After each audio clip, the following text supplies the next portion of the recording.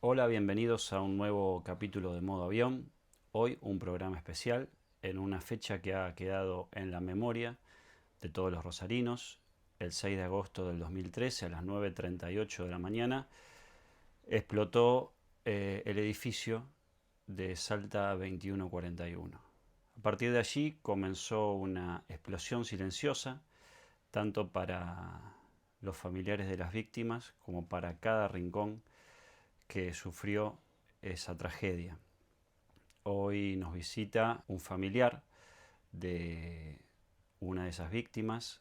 Nos visita Marcela Anisoria, viuda de Hugo Montefusco, y también una voz fundamental en la Asociación Civil Salta 2141. ¿Cómo estás, Marcela? Hola, bien, bien. Siempre es una buena oportunidad recordar Salta, contar Salta. A veces parece que todo el mundo sabe lo que sucedió y bueno, vienen generaciones nuevas que son inclusive rosarinos y no conocen, así que bueno, siempre es una buena oportunidad contar lo que particularmente me pasó a mí, particularmente lo que vi yo de Salta 2141. Te llevo a ese momento. Ujú. ¿Dónde estabas? ¿Cómo te enteraste? Y en ese momento yo soy profesora de educación física, pero estaba haciendo un reemplazo en la vicedirección del Colegio Nacional número 1, que está en Barrio Martín. Y en ese momento recuerdo que estaba con la computadora buscando reemplazantes, habían faltado muchos profesores y yo estaba concentrada en esa tarea, en una sala que compartíamos con preceptores y empecé a ver que entraba gente y decía, no, se suspendieron las clases, parece una caldera, y yo no entendía ni de qué estaba hablando, de qué estaban hablando los profesores. No me quería desconcentrar de mi tarea porque tenía mucho para hacer, hasta que empezó a sonar el teléfono de quien era el novio de mi hija en ese tiempo. Muchas veces, raro que él me llame a la mañana, en horario de trabajo. En el Nacional hay poca señal, así que las llamadas se hacían perdidas. Hasta que empezaron a entrar llamadas de mi hija perdida. Y cuando veo eso, dije, acá algo pasó. Me voy a las ventanas del Nacional, que dan por 9 de julio, para buscar señal. Y ahí hablo con mi hija y me dice, mamá, explotó un edificio, me parece que es donde está papá. Y yo en ese momento digo, pero desconcertada totalmente con lo que me venía, lo que me estaba contando, digo, hija, hay tantos edificios en Rosario, justo va a ser el de papá. Y a partir de ahí se me secó la boca, empecé a organizar la familia, le fui a decir a la directora que me iba. La directora como que no entendió, me dijo, bueno, andate. Y después se dio cuenta de lo que le estaba contando. Digo, me voy porque me parece que murió mi esposo. Eh, Porque bueno, eran todas percepciones que podía hacer el edificio. Empezamos a hacer llamados, mi hija ya había hecho llamados y no se respondían. Como pasa a veces cuando uno ve películas, viste, Cromañón y ves que los celulares suenan y que nadie contesta. Y bueno, empecé a organizar a la familia, a mi hermana le dije que vaya para mi casa, que estaba mi hija sola. Eh, a mi bueno, yo justamente con el novio de mi hija hablé y me iba a acompañar a Salta a ver si era, si no era. Y a mi mamá la mandé a la casa de mi suegra, que vive cerca, y también contándole, no sé qué pasó, pero anda, porque mi suegra estaba viuda ya, Hugo era su único hijo. Y bueno, y a partir de ahí me fui a Salta a buscar sin brújula, sin timón, porque nadie te decía nada, te mandaban a diferentes esquinas a esperar una información que no sabíamos cuál era, y vos llegabas a esa esquina y te decían no, acá no, a otra esquina. Viste, empezabas a caminar paralelo, porque las calles estaban cerradas, a ver si 21:41 era, porque yo no recordaba la dirección exacta. Si bien con Hugo nos estábamos tomando un tiempo, yo iba al departamento, íbamos a comer con mi hija, lo pasábamos a buscar, íbamos a cenar, nunca observé claramente si era 21:41. Y bueno, empezar a viste y decir, bueno, puede ser, porque a esta altura está más o menos el edificio, pero era todo un desconcierto total. Cuando me decís que pediste permiso y, y le contás lo que le dijiste a la directora, ¿ya nunca tuviste esperanza de que realmente podías encontrarlo con vida?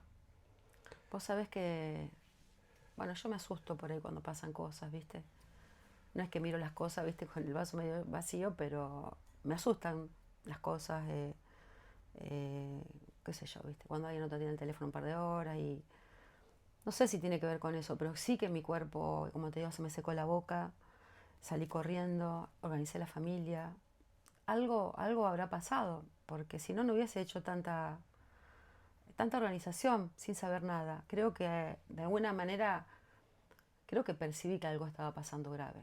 Pero como te digo, era como manejé, que no sé cómo manejé, porque viste, ya estaba muy nerviosa.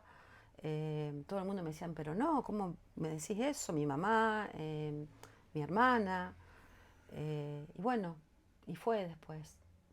También estaba la posibilidad de que esté vivo. Y mientras buscábamos, por ahí me llamaban familiares. No, dicen que está alguien asomado. Hugo tenía barba, de barba en un balcón esperando. No sabías nada, no sabías nada. Y creo que el Estado ahí falló. Y lamentablemente cuando fue Monticas volvió a fallar, porque Salta fue antes de Monticas. Y yo pensaba que esta experiencia de haber tenido familiares buscando desesperadamente iba a servir para organizar algún protocolo. Yo recuerdo que cuando fue Montica estuve en LT8, me llamaron con familiares de Montica, ahí a los días siguientes, el sábado siguiente, y notaba la misma desesperación y la misma búsqueda y las mismas palabras que nos decían a nosotros. Eh, Recuerdo que mientras buscábamos, que estábamos desesperados porque la prensa estaba organizada para... Ellos estaban organizados para la prensa, pero no para los familiares. En un momento me cruzo con una chica que tiene un chaleco que se ve que era de la municipalidad, de la parte de salud. Y ahí me cruzo con Eleonora, que fue mi compañera de lucha todo el tiempo, Eleonora López, que perdió a Carlos López, el que era dueño de Piluso, del bar tan conocido en Rosario. Y ahí nomás nos cruzamos desesperada y cuando le pedimos explicación a esta chica dijo, nosotros tenemos la mejor salud del país. Y nos mandaban a manejar y recorrer los lugares cuando uno no podía caminar. Entonces, digo, tenían el club ahí nomás, el Esportivo América, cómo no juntar a la gente, darle un vaso de agua, darle la información. Bueno, todos decían que esto no era esperado en Rosario, pero tampoco hace falta demasiada infraestructura ni demasiado pensar para saber que la gente iba a buscar, que la gente no tenía información, que la gente estaba desesperada. Y bueno, y Monticas, que fue un tiempo después, yo vi lo mismo. Y no sé si hoy esto ha cambiado, si en Rosario vuelve a pasar algo así, porque no vi protocolos con Montica, que fue lo que siguió a Salta. Y bueno, te puedo asegurar que fue una experiencia muy triste, muy desesperante, porque es como que de golpe te quedas con las manos vacías y tenés una tarea terrible que el cuerpo ni la cabeza te da. Hasta que por ahí a la 1 del mediodía, esto había sido a las 9:38 la explosión, yo habría llegado 10 y pico, nos mandaron al CEMAR. Y ahí en el CEMAR empezamos a ver caras que no conocíamos en el subsuelo del CEMAR, algunos asientos. Me acuerdo que vi la cara de la hermana de Fornarese, de Maxi, porque ella estudió educación física y yo, que también trabajaba en el Superior de Comercio, habíamos hecho un campamento y ella vino como practicante, como práctica de actividad docente con nosotros y ahí la recordé. Pero bueno, eran caras desconocidas, yo ahí había llegado con mi hermano, que es psicólogo, y estábamos esperando a ver qué nos decían. En un momento, una médica, me acuerdo que tenía el cabello colorado, ¿viste? Y se para con una lista y dice, bueno, dice, ahora vamos a nombrar las personas que están derivadas a otros nosocomios, y el que no está acá está muerto. Así como te lo digo yo a vos. El que no está en esta lista está muerto. Y bueno, imagínate, cada nombre que decía, uno rezaba que el próximo nombre sea el de tu ser querido que no sabías que había pasado. A todo esto, mi hija no se quedó en casa cuando fue mi hermana y empezaron a recorrer lugares. Nosotros vivimos cerca de lo que es el ECA. Fueron al ECA, y cuando fueron al Centenario, mi hija entró y se puso a llorar. Y después, bueno, supimos que Hugo estaba en la morgue del Centenario. ¿Qué hora era cuando te enteraste? Todo esto pasaba paralelo mientras ella buscaba. Ella no le dijeron que el papá estaba ahí. Conocíamos un enfermero que era amigo de mi hermana y le dijo averiguame y no se le habían dado todavía la noticia. O sea, mi hija en paralelo, y nosotros nos hemos enterado 2:00 de la tarde, ponele. Eh, Cuando esta señora dice la lista y termina y no nombra a Hugo, ya para ese entonces estaba una amiga de mi hermana que era enfermera, y estaba mi cuñada, recuerdo. En un momento se paran y salen del subsuelo, que hay como un patio en el CEMAR, y yo salgo atrás porque yo le fui a preguntar, ¿qué pasa ahora? Como que no entendí esto, ¿viste? De que el que no estaba ahí estaba muerto.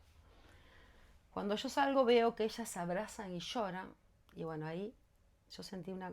No me lo tuvieron que decir porque la escena me contaba de lo peor. Yo recuerdo que sentí como un grito que me salió desde el dedo pulgar, que me recorrió todo el cuerpo, y dije, no, Dios mío, ¿por qué? Un grito tremendo. Sentía que venían todas personas de verde como a asistirme.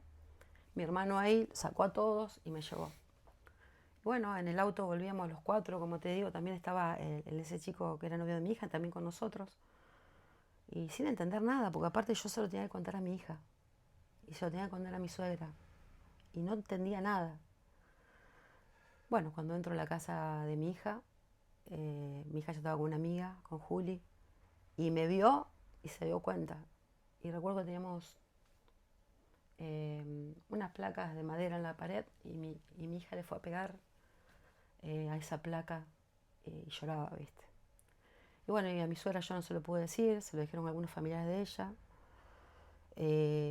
A las 11 de la noche el mismo día estábamos velando a Hugo, porque Hugo fue el primero que encontraron. Cuando uno ve la lista de Salta y ve Hugo Montefusco, es porque fue el primero que encontraron, y los encontraron apenas cruzaron Salta. Él estaba en el 8º y voló hacia el lado de la casa de Cuadros, que había un pasillo. Los albañiles cruzan a colaborar y bueno, lo tapan porque generalmente hacen esto cuando ven personas muertas. Lo que se hace, bueno, es dejarlo ahí, tapar y seguir buscando vida.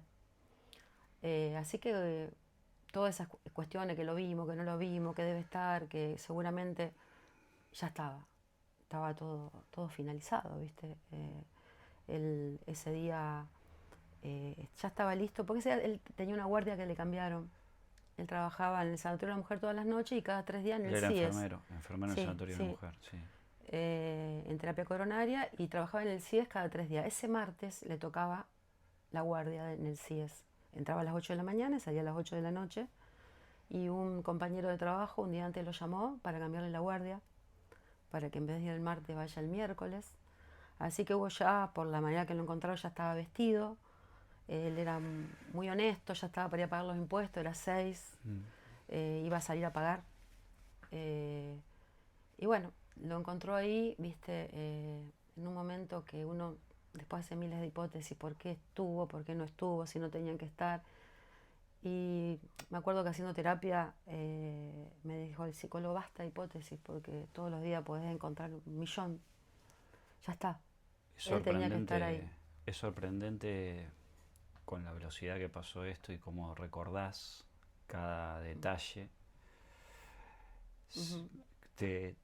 Hoy cuando pensás en Hugo, ¿te cuesta diferenciar de pensar en el momento de la tragedia o podés ir a los momentos ordinarios, cotidianos que tenías con él? Y cuando estamos en familia, que recordamos cosas, inclusive yo a veces a mi hija que le veo muchos gestos de él, me dice, ¿en serio, mamá? Porque por ahí pasa esto, viste, de que, claro, ella tenía 21 años, uno la ve ahora con algunos gestos que yo lo veo, soy esto igual que papá, y bueno, ahí lo recordamos con alegría.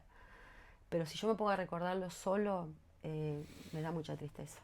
Solo a él, haber sido una persona tan correcta, tan buen amigo, tan buen papá, tan buen hijo, tan buena pareja también. Eh, Nosotros viajábamos a la costa y cuando llegábamos a un departamento que alquilábamos, cortábamos el gas a la noche, porque no sabíamos dónde alquilábamos.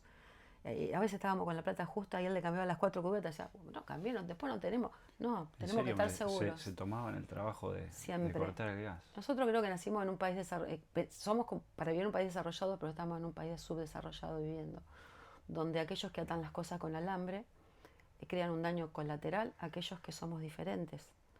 Y cuando vos empezás a recorrer la historia de cada uno, porque primero vos sabías tu historia, pero cuando empezás a caminar con los familiares con los otros familiares, te das cuenta que todos eran personas de trabajo, chicos jóvenes que estaban armándose un futuro, chicos que estaban estudiando, algunos abuelos que estaban cuidando a sus nietos, eran todas personas de bien. Y no es porque la muerte siempre parece que te mejora, ¿viste? Que parece que uno es malo y cuando te morís sos bueno. En este caso no pasaba por ahí. Todas personas de bien, todas personas que yo creo que nadie merece ninguna tragedia, ¿no?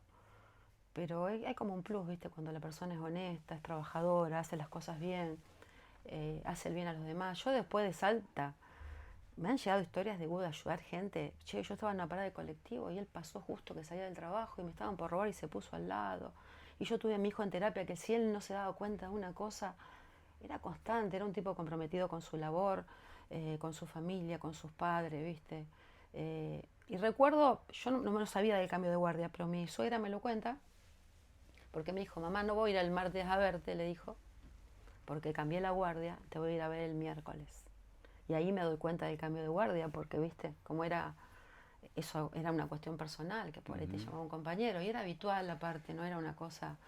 Pero bueno, si no, él lo hubiese encontrado ayudando a sus vecinos, porque todos sus compañeros, cuando se enteraron ahí en la tragedia que él se había muerto ahí, hicieron una ronda y se abrazaron.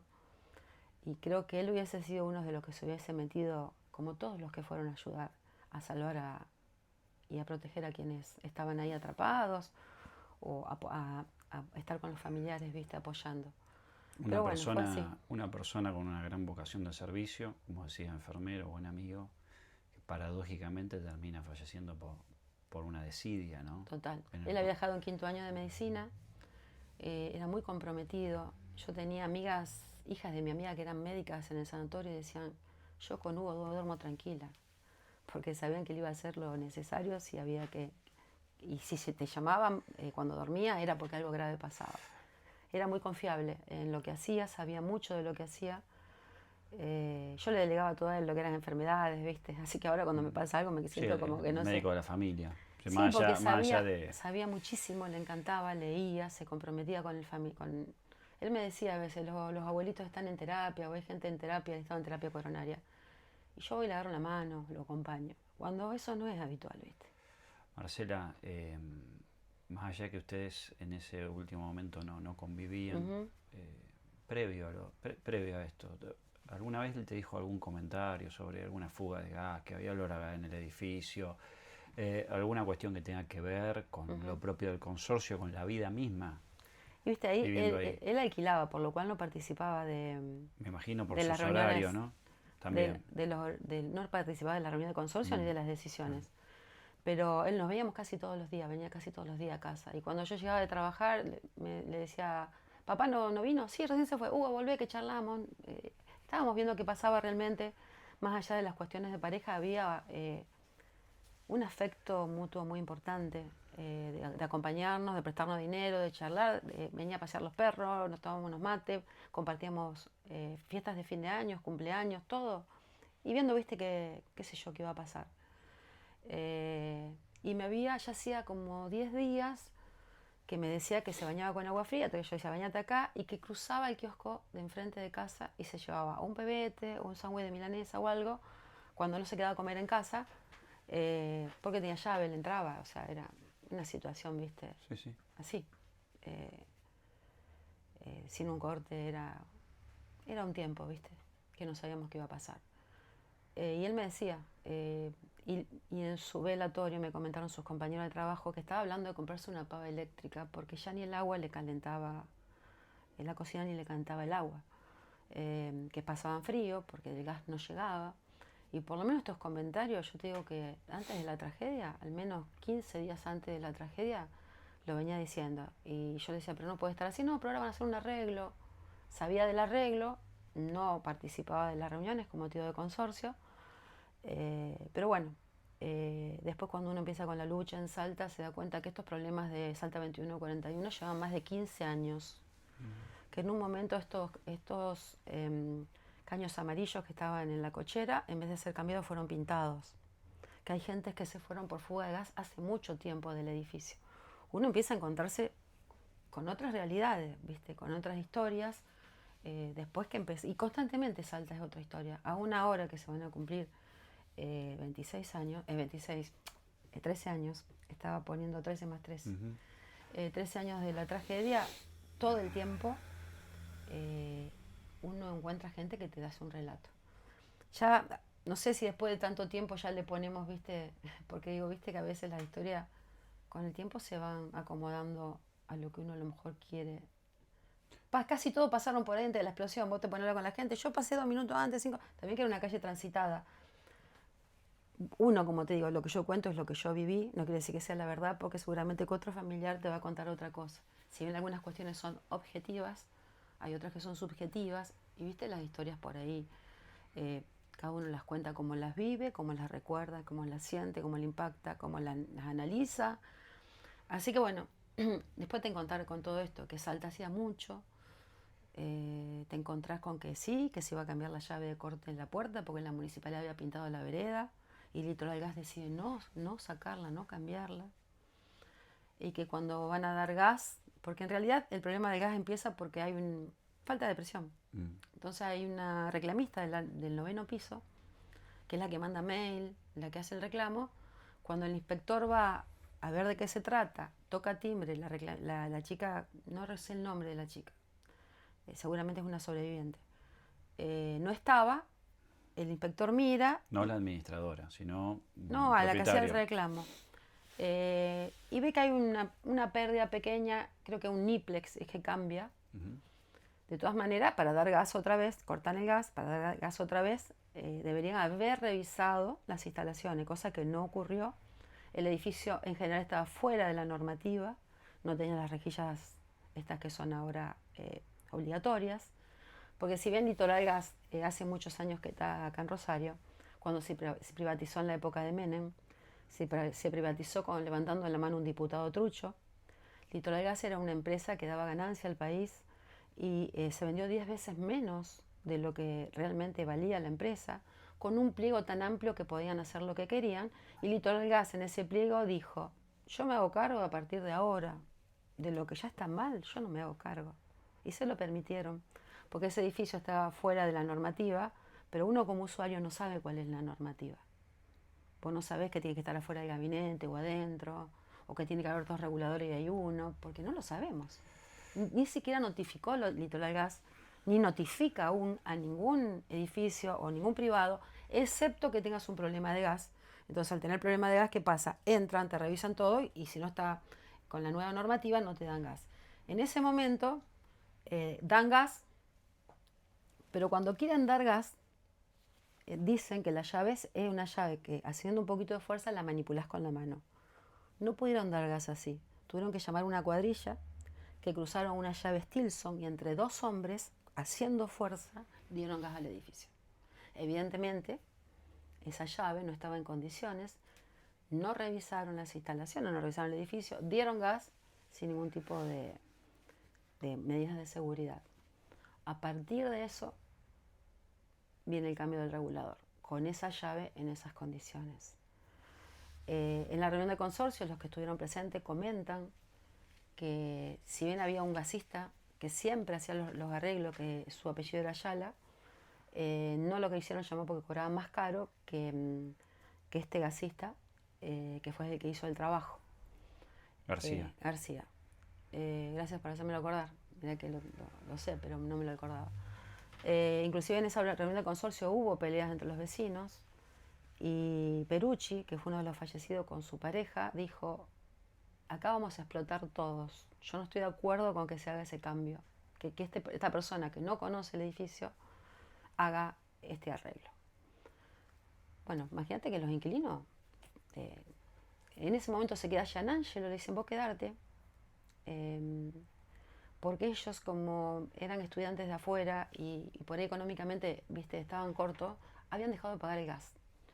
Cuando le quieran dar gas, tienen que poner el departamento con rejillas, con todo. Entonces era uno de los pocos departamentos que estaba con la nueva normativa. Entonces, si Litoral Gas hubiese querido ver algún departamento, iban a entrar al de él. Y Y en ese momento, bueno, él se iba a quedar, la hermana le dice no, que se queda ella, que él se vaya a trabajar. El día del arreglo, ¿viste? El día del cambio del regulador, te digo. Y ahí es donde muere la hermana, Débora Gianangelo. Imagino, corregime, que todo este proceso lo viviste o lo empezaste a ver en cuanto a la experiencia, en cuanto a todo el mecanicismo que tiene y lo técnico que tiene algo como el gas en el juicio. Sí, viste, a nosotros se nos escapa un poco bien lo técnico. Yo te resumo, pero si vos lo empezás a escuchar todo lo que dice, no entendés nada. Es lo que, es lo que uno empezó a escuchar de algún familiar que entendió un poco más, del juicio también Es aportó. decir, pero previo al juicio, ¿tuviste, se reunieron, se juntaron con peritos propios, es decir, para determinar qué había pasado, o todo esto vos lo viviste en aquel juicio que tuviste esa frase en el 2019, que con el fallo, corregime, si no recuerdo bien, pero me dijiste que con este fallo se volvió a matar eh, a las víctimas? Sí, sí, y además se le abrió la puerta al infierno, porque esto puede volver a pasar. Eh, Fui aprendiendo un poco, vinieron no sé si es una asociación civil que tienen los gasistas matriculados, en un momento nos prestaban un local a la vuelta de Salta por Balcarce. Era un sindicato, no recuerdo de qué era el sindicato, pero nos reuníamos ahí porque no teníamos lugar, nos reuníamos por ahí en los bares, ¿viste? Y por ahí, ¿viste? Había momentos difíciles, la gente estaba del bar, no teníamos lugar donde estar. E inclusive a veces íbamos a los bares y mientras esperábamos la reunión escuchamos, ¿viste? Nos cortaron el GAI por todo esto de calle Salta, porque muchos ciudadanos nos echaban la culpa a nosotros.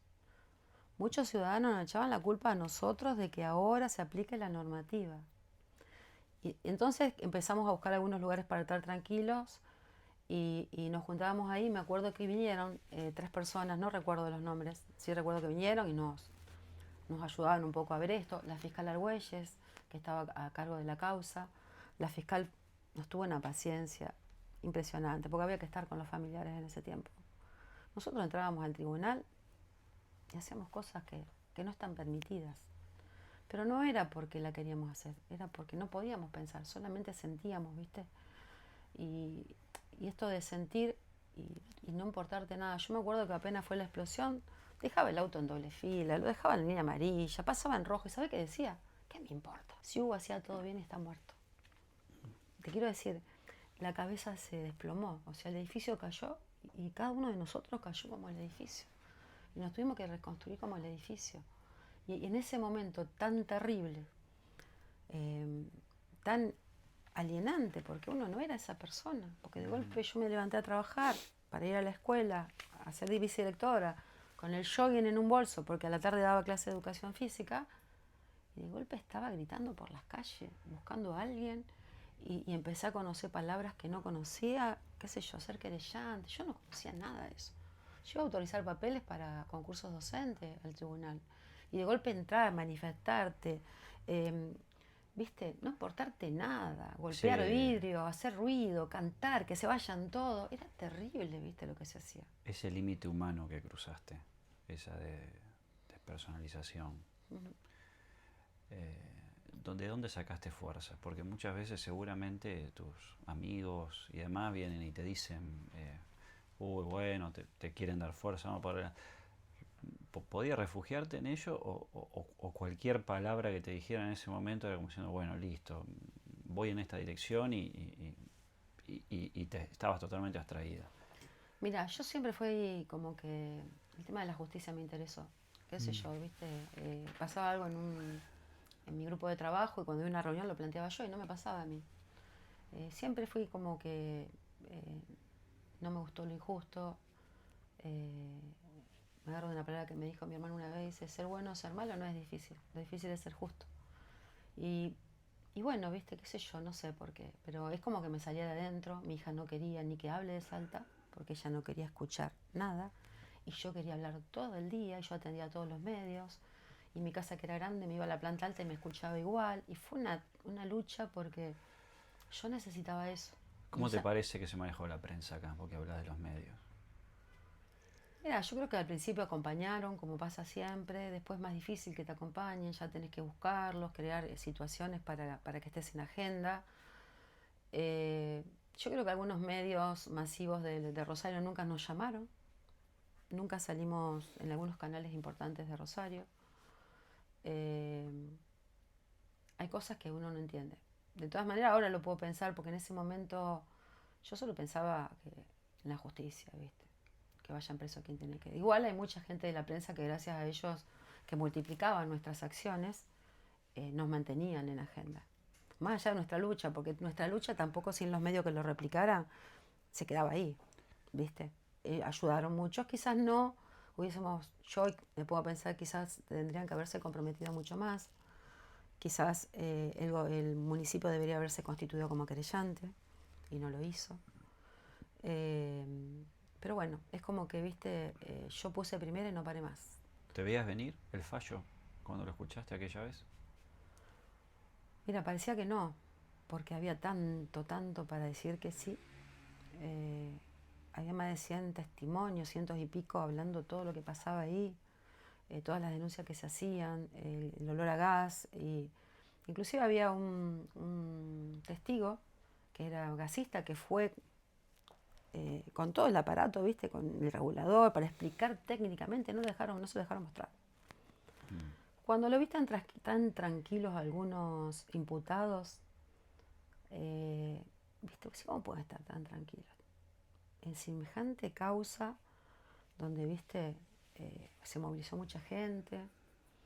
Cuando empecé a ver que se bajaron muchos familiares de la causa, cuando pensé ver que nos quedábamos 2 o 3, ¿viste? En la causa, dije, esto está puesto, ¿viste? Nos manipularon mucho con el tema de las costas. Primero nos dijeron que nos podíamos bajar de a uno sin el grupo familiar, entonces uno armaba estrategia en la familia para decir, bueno, nos quedamos como querellante, pero bueno, con el que menos riesgo corremos, porque imagínate si pagás costas de un juicio tan grande como era Salta, te quedabas en la calle. Mi suegra de 82 años en ese tiempo me decía, Marce, no, por favor, dice, yo si me quedo en la calle, mi hija también, mamá, ya perdimos a papá, ¿vos querés que nos quedemos en la calle? Porque después eso de que nos podíamos bajar solo había cambiado, era por grupo familiar. Ujú. Entonces cada familia tuvo que dirimir y algunos la pasamos muy mal, porque algunos quisimos llegar hasta lo último, pero ya no era una decisión personal, era una decisión de un grupo, ¿viste? Litoral, me acuerdo que nuestros abogados nos pedían fotos, porque Litoral Gas quería ver fotos, la Meridional, que era la empresa La aseguradora, aseguradora. y Litoral Gas también, si éramos más felices antes de la explosión. Querían ver fotos ahora nuestras y fotos de antes para compararlas. Esa manipulación, viste, en ese momento es como que vos tenés una cascada de problemas, de angustia, de tristeza, y como que no decodificás algunas cosas. Esa perversidad, que no Sí, deja de es ser una una perversidad perversidad. terrible. Y después las posteriores causas penales que inició Litoral Gas contra ustedes. ¿Cómo la llevaste ese golpe?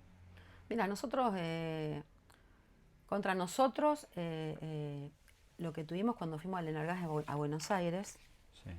a hablar con Antonio Pronsato, que era el auditor creo que es auditor del cargo, del Enargas, que debe ser el ente regulador que controla el Litoral Gas, no nos atendía.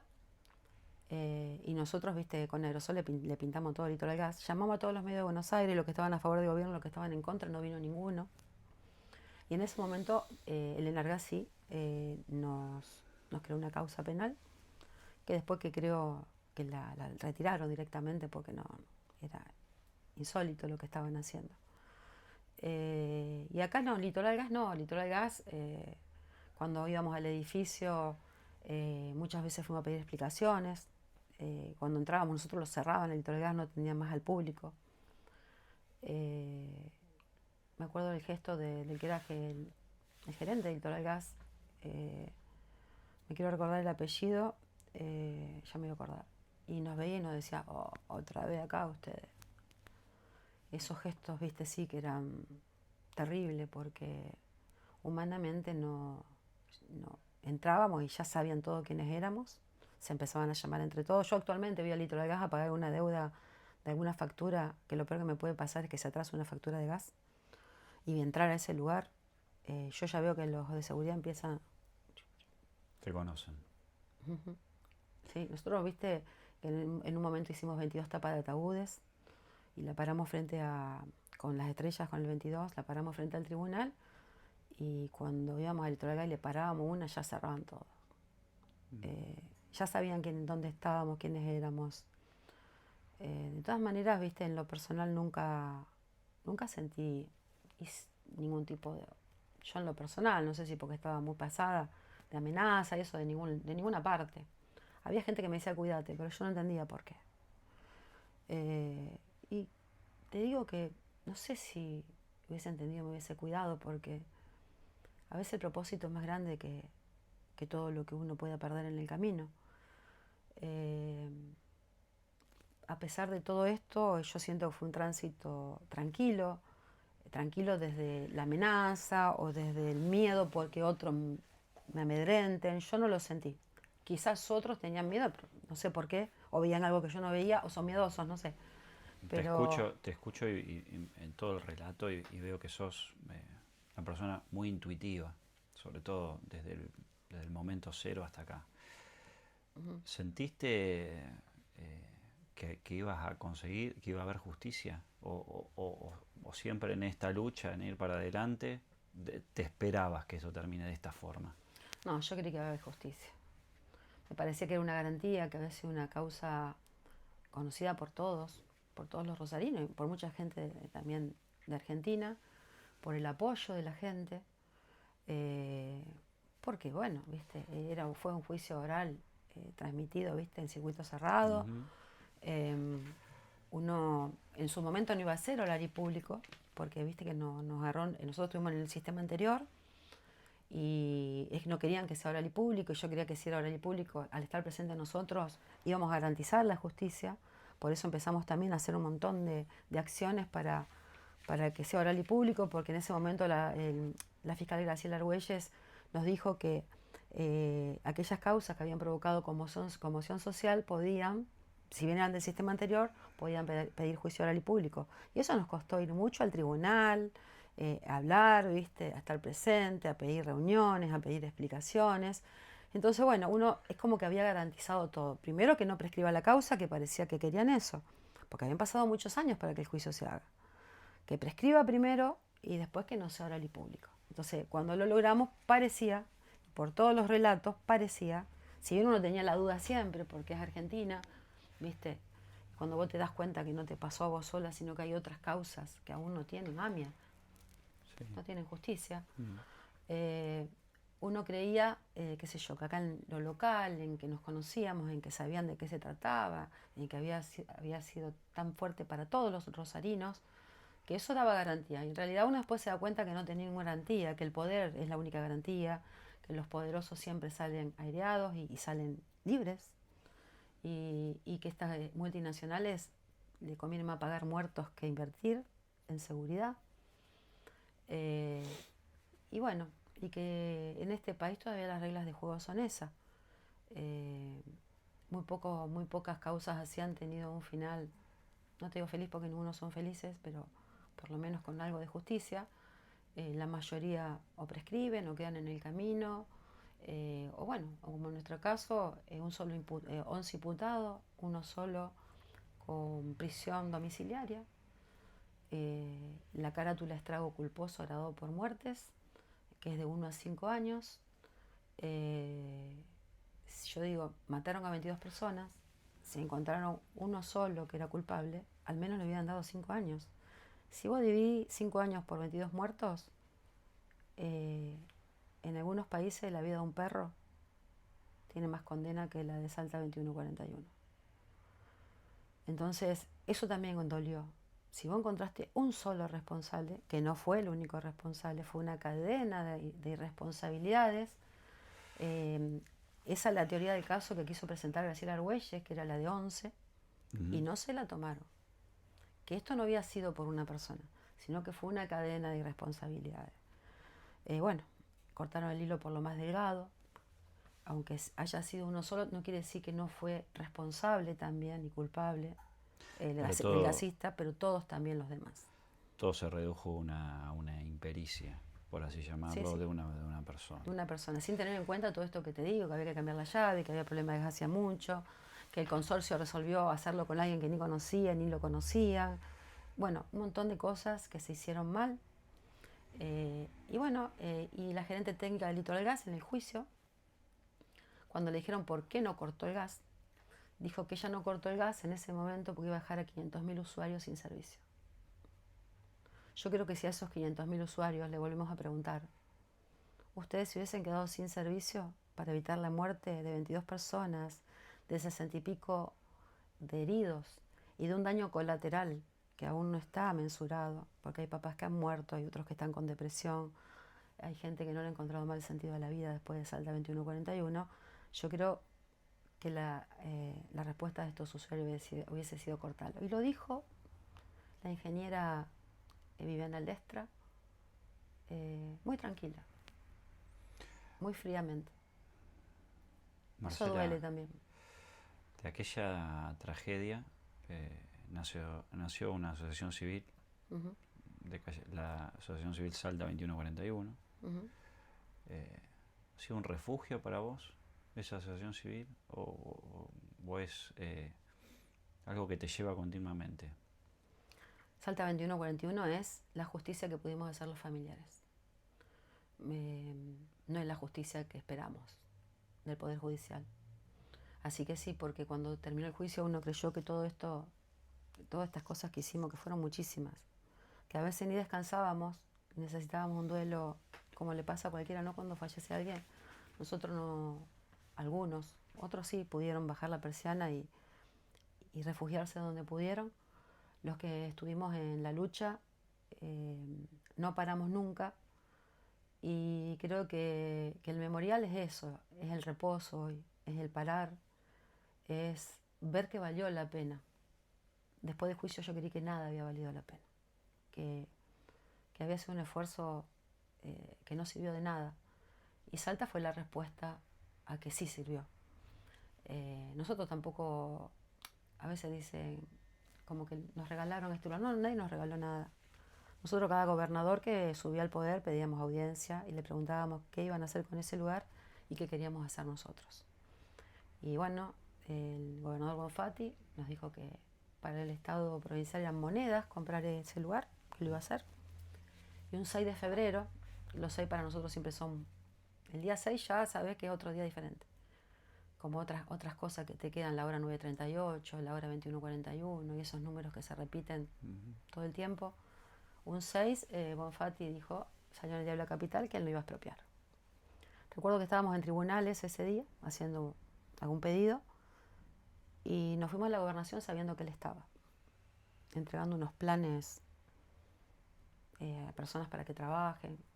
Éramos 6 mujeres y nos sentamos adelante, y estaban todos los diputados provinciales, estaba el gobernador, y cuando nos vieron empezaron todos a codearse en hilera, así, en fila. Nosotros estábamos sentadas porque queríamos explicaciones de lo que había dicho. Y apenas terminó de hablar, se fue por la puerta de atrás, escapó por la puerta de atrás.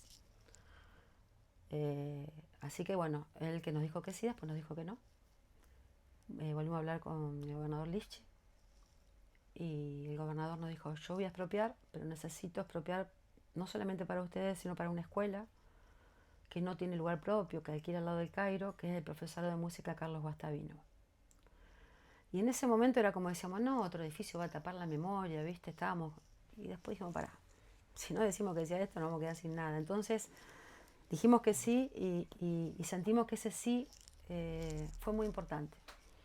Porque hoy, hace pocos días, empezaron la segunda etapa del profesorado. O sea, la primera etapa fue el memorial, asociación civil, terminada, y hace 3-4 semanas se empezó a terminar la segunda etapa, que es el profesorado de música Carlos Guastavino, y estos jóvenes que le van a dar alegría, sueños, música, y que nos vienen acompañando por lo menos en los últimos 4 o 5 actos con su música, que siempre además nosotros en los actos la música fue algo que tuvimos presente. Nos parece que es algo que sana. El primer aniversario vino Soledad Pastorutti, después en un momento estuvieron Los Nocheros, Cecilia Petrocelli que viene siempre. Y bueno, estos jóvenes que nos vienen acompañando en diferentes actividades. Así que creo que el gobernador Lichi fue un visionario sobre el proyecto. Estamos muy agradecidos siempre a él, porque él nos dio esta posibilidad. Y después cuando está Perotti, Perotti, Omar Perotti, volvimos a pedir, porque estaba el terreno, pero no estaba la obra. Estaba el concurso de idea que había hecho ya Lifchi, donde se presentaron más de 80 proyectos en todo el país, y fue ganador uno, donde había 6 votos y uno de una mamá de Calle Salta, Alicia Fornarese, que participó del tribunal que eligió el proyecto. Estaba el proyecto, estaba inscrito ya en el Colegio de Arquitectos. Cuando un proyecto gana no se puede hacer otra cosa en ese lugar, porque ya es ley, pero no se hacía. Y bueno, y me acuerdo que nos reunimos con Omar Perotti porque un familiar había presentado otro proyecto más sencillo, solo, sin tener en cuenta que había habido un concurso, que había un ganador. Entonces pedimos una reunión urgente con Omar y nos dijo: ¿ustedes qué quieren? Que se haga el proyecto que ganó, porque es lo que corresponde. No nos dijo que había otro, pero nosotros sabíamos que había otro. Más sencillo, no tenía la escuela de música presente. Me acuerdo que me llamó un concejal en ese momento y me dijo: mirá, Marcel, otro no se va a hacer nunca, agarren este. Bueno, así, viste. Y Omar nos dijo: ustedes quédense tranquilos que lo vamos a hacer. Digo, todos los gobernadores nos dicen lo mismo y lo vamos a hacer. Así que bueno, que el gobernador Perotti hizo la primera etapa y ahora el gobernador Puyaro, que también le pedimos que lo termine, está haciendo la segunda. Así que bueno, siempre atrás, ¿viste? Siempre atrás de las decisiones, siempre atrás de los compromisos, siempre atrás del reclamo cuando el compromiso no se cumplía. Fue toda una tarea, que ahora uno se pone a pensar y me canso de pensarlo nomás, pero viste, en ese mientras tanto, fueron muchos años además, y fue incesante, viste. Vos me decís que yo tengo memoria, tengo una memoria mía, y a veces cuando me puedo hablar con otros, me hacen recordar cosas que no recordaba. Ya cuando me tiran una pista me acuerdo, porque he ido a tantos canales de televisión, ¿viste? Hemos hecho tantas actividades, hemos participado de tantas cosas, de charlas. La Escuela de Psicología Social nos invitó a charlas, la comunidad rebelde de la facultad venía con nosotros a manifestarse y también nos invitaban a la facultad a dar charlas, y un montón de cosas que deberíamos haber escrito, como hizo María de Luján Rey, ¿viste? La mamá de 11, que después publicó su libro.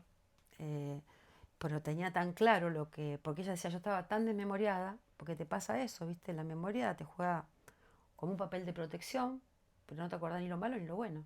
Y María de Luján Rey se daba cuenta que no se estaba acordando de las cosas y empezó a anotar. Y esa anotación se hizo libro después. Ojalá yo hubiese hecho eso en Salta, porque ahí sí que no me hubiese perdido detalle, ¿viste? Pero yo siempre digo que hay que hacer un libro de una memoria colectiva de Salta 2141, ¿viste? Donde yo me acuerdo de esta parte, vos te acordás de otra, y que cada uno de los protagonistas se acuerdan de otras partes, ¿viste? Más allá de Salta 2141, si voy a vos, más allá que la vivencia esté intacta, ¿cómo te definirías hoy, después de 13 años? ¿Quién sos a comparación de aquella? Marcela. Y hoy soy un poco la que era antes del 6 de agosto de 2013 y un poco la que fue después. Me había perdido totalmente después del 6 de agosto, me transformé en otra persona. No pude dar más clases de educación física, no podía escuchar un nene gritar, tuve que hacer tareas diferentes, ¿viste? Administrativas. No nos reíamos casi. Y hoy puedo tener presente Salta, tener la emoción de Salta, y tengo también a la Marcela de antes de Salta. Hoy soy un poco de las dos, ¿viste? Con algo que no hubiese querido vivir nunca, que nunca elegimos. Pero más allá de mi vivencia, yo pienso que lo que más lamento es que Hugo le hayan quitado la vida así. A él y a todos, ¿no? De una forma tan cruel, tan terrible, tan evitable, como tantas muertes, ¿no? De muchas cosas que se pueden evitar, pero que aún sabiendo que se pueden evitar, a pocos les interesa evitar, porque bueno, quizás los costos de evitarlo son más altos que de no evitar. Marcela, uno te escucha y es un ejemplo tu fuerza. ¿Dónde crees o sentís que te pudiste refugiar? Este programa se llama Modo Avión, es decir, en aquel momento en el cual estuviste sola, sin nadie, abstraída de todo, del juicio, de las pancartas, de todo lo que te rodeaba. ¿Cuál fue de dónde sacaste fuerza para poder transitarlo? Yo creo que es la convicción, toda la vida uno es así.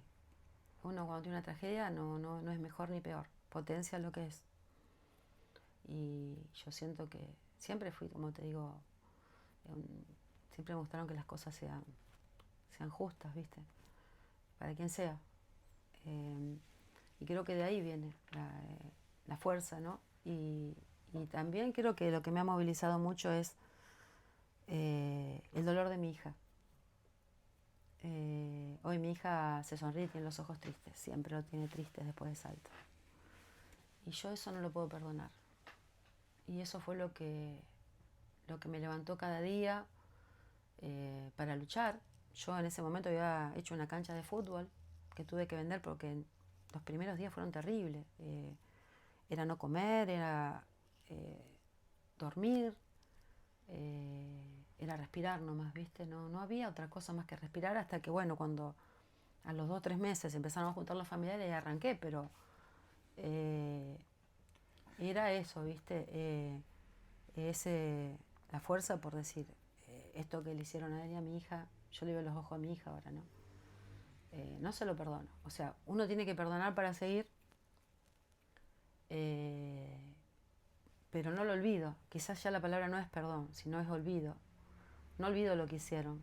Yo creo, bueno, que hay un lugar donde se pagan las cosas, que uno de alguna manera después lo tiene que saldar todo esto, ¿viste?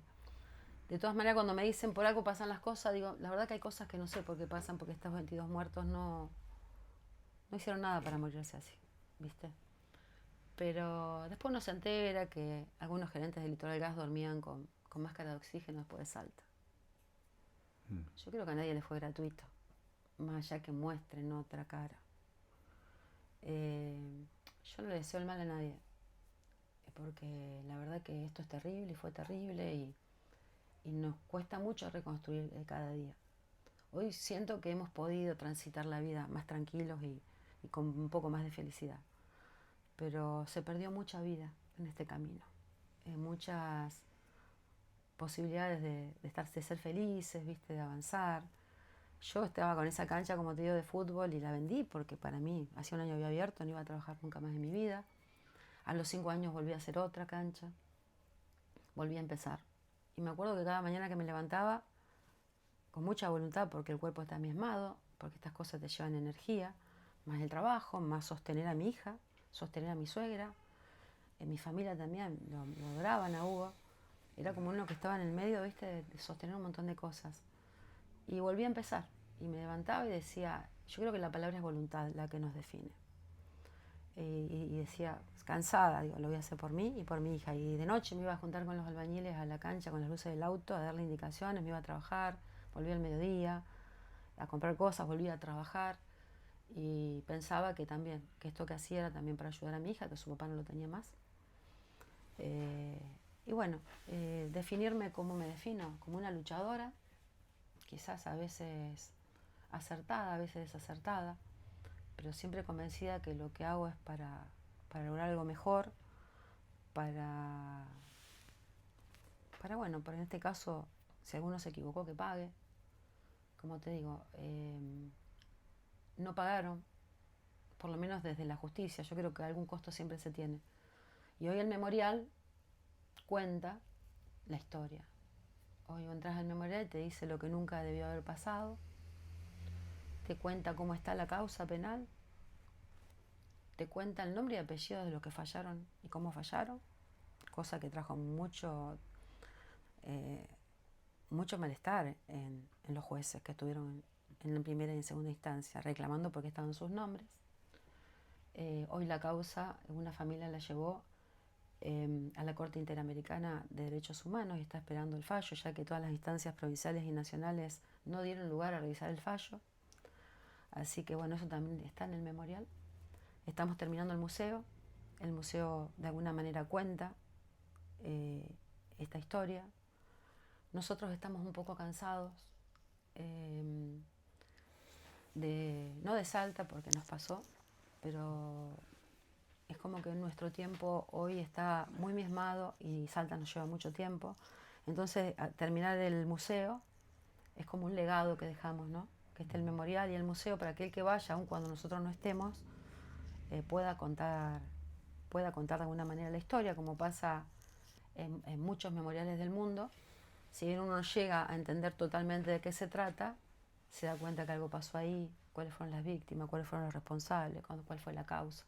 Y esa es la idea. Estamos ahora terminando el museo, tenemos camisetas de fútbol que en su momento donó Messi cuando estaba en el Barcelona, donó Di María, los Pumas, Mascherano y bueno, muchísimos jugadores de fútbol, de rugby, jugadores de fútbol de otros países. En su momento la donaron, apenas fue la explosión, para ayudarnos a los familiares, que la subastemos y que eso nos dé, una ayuda económica. Nosotros no pudimos hacer eso porque no podíamos físicamente ni mentalmente organizar una cuestión así de subasta, ¿viste? Y las remeras siguen estando ahí y hoy pensamos en marcarlas y ponerlas en el memorial. Y bueno, tenemos un montón, banderas de Malvinas, Scouts que han traído cosas y es como de que está Salta la gente sigue acercando cosas. La bandera que estuvo en el edificio, estuvo en la sala de las banderas de los bomberos con el corazón, la tenemos en calle Salta. Cuando inauguramos el memorial de la sala de banderas, bomberos la trajeron, la dejaron para nosotros. Hay muchas cosas que son importantes, que tenemos que seguir mostrando, ordenando, y en esa tarea estamos ahora, de esto del memorial. También Dante Taparelli en el museo, el primer museo de cementerio que hay en el país, que es el Museo del Salvador, donde hay una placa de Salta 2141, que nosotros la gestionamos con la municipalidad cuando gestionamos la de Cayo Oroño. Estaba muy sola y ahora Dante le va a hacer. Esto es reciente. Sí, porque estamos viendo, ojalá lo tengamos para el 6 de agosto, va a ser Salta 2141, la entrada al Museo de la Memoria del Cementerio del Salvador, donde va a haber cosas de Fontana Rosa también. Y bueno, todas estas cosas, viste, es como que uno tiene este legado cuando te pasa algo, de que al otro no le pase primero y que no se olvide. ¿Viste esto de que dejar escrito los nombres? Uno va a Ushuaia y ve en Malvinas todos los caídos, los nombres de los caídos, a lo mejor vos ni lo conocés ni lo retenés, pero el familiar sabe que está ahí, un conocido sabe que está ahí. Es como que tenés como este legado, ¿no? Que no suceda y que no se olvide. Marcela, la verdad nos has hecho emocionar en algunas partes. Uh-huh. Te agradecemos tu lucha y por estar acá. No, gracias a ustedes porque siempre esto es una oportunidad, como te dije al empezar, una oportunidad de que alguien se entere, de que alguien se movilice, de que alguien escuche, de que alguien googlee, ¿viste? Que busque y que, bueno, invitarlos además que en nuestro Instagram, Salta 2141, Memoria y Justicia, hay actividades culturales gratuitas que estamos trabajando con el con la Subsecretaría de Cultura de la provincia de Santa Fe. Hoy hay teatro Radamés para chicos con discapacidades y personas que también quieran compartir ese espacio. Hoy hay clases de bordado y constantemente hay clases nuevas y cosas nuevas que estamos haciendo. La de Casco Solidario, que fue una de las actividades del año pasado, donde juntamos bomberos, nos donaron cascos y artistas rosarinos que con diferentes lenguajes intervinieron esos cascos. Se juntó dinero para bomberos voluntarios que dan clase en Salta 2141. Bueno, hay un montón de cosas que se empiezan a entrelazar. Hay cosas que dan alegría, que dan satisfacción. Se han hecho actividades ahora por segunda vez para las vacaciones de invierno para los niños. Y bueno, es un lugar que está resignificando el dolor en esperanza. Es un lugar que aquel que entra con dificultad, le cuesta entrar, pero una vez que encuentran nos manifiestan que se sienten cómodos, que hay luz, que hay paz. Y además se llevan parte de nuestra memoria en nuestro pedido de justicia. Entonces contagia esto. Así que Salta es ese lugar que como como decíamos en los actos, ¿viste? Queremos un lugar donde ejercer ciudadanía, un lugar donde recordar, un lugar para los rosarinos. Hoy hay personas que nos llaman para hacer muestras, para presentar libros, y Salta está para eso. Es gratuito siempre, tanto para el que lo pide como para el que viene. Así que bueno, es más de lo que uno pudo imaginar, Salta 2141. Marcela, gracias por tu lucha, no solamente por la memoria de Hugo, sino también por la de todos los rosarinos. Realmente ha sido un placer entrevistarte. Gracias. Para mí también me sentí muy cómoda y fue un placer que me entrevistes. Hasta aquí llegamos en este capítulo de Modo Avión.